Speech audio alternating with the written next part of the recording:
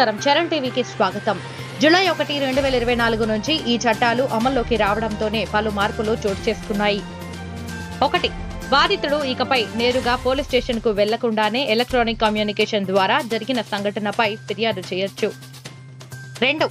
Zero FIR ప్రకారం ఎవరైనా police station పరిధితో సంబంధం లేకుండా ఎక్కడైనా ఫిర్యాదు చేయొచ్చు.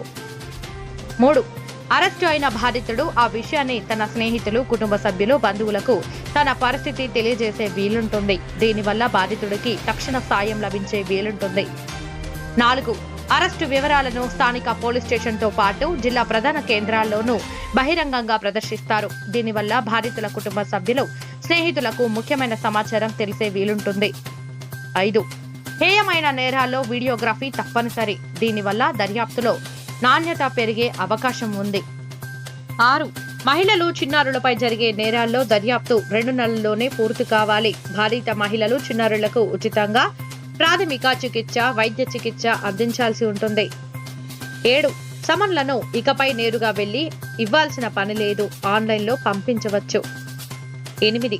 మహిళలపై నేరాల విషయంలో బాధితురాలి వాగ్మూలాన్ని మహిళా మ్యాజిస్ట్రేట్ ఎదుట నమోదు చేయాలి. వారు లేని పక్షంలో మహిళా సిబ్బంది సమక్షంలో పురుష మ్యాజిస్ట్రేట్ ఎదుట హాజరుపరచాలి.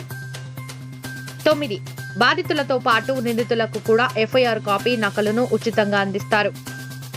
పోలీస్ రిపోర్ట్, ఛార్జ్ షీట్, స్టేట్మెంట్లు, ఇతర డాక్యుమెంట్లను 2 వారాల్లో పొందొచ్చు. 10. కేసు విచారణలో అనవసర ఆలస్యాన్ని నివారించేందుకు కోర్టులు గరిష్టంగా 2 వాయిదాలు మాత్రమే మంజూరు చేయాలి. 11.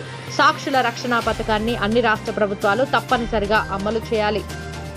12. అత్యాచార కేసుల్లో బాధితురాలి వాగ్మూలాన్ని ఆడియో, వీడియో ద్వారా పోలీసులు నమోదు చేయాలి. 13.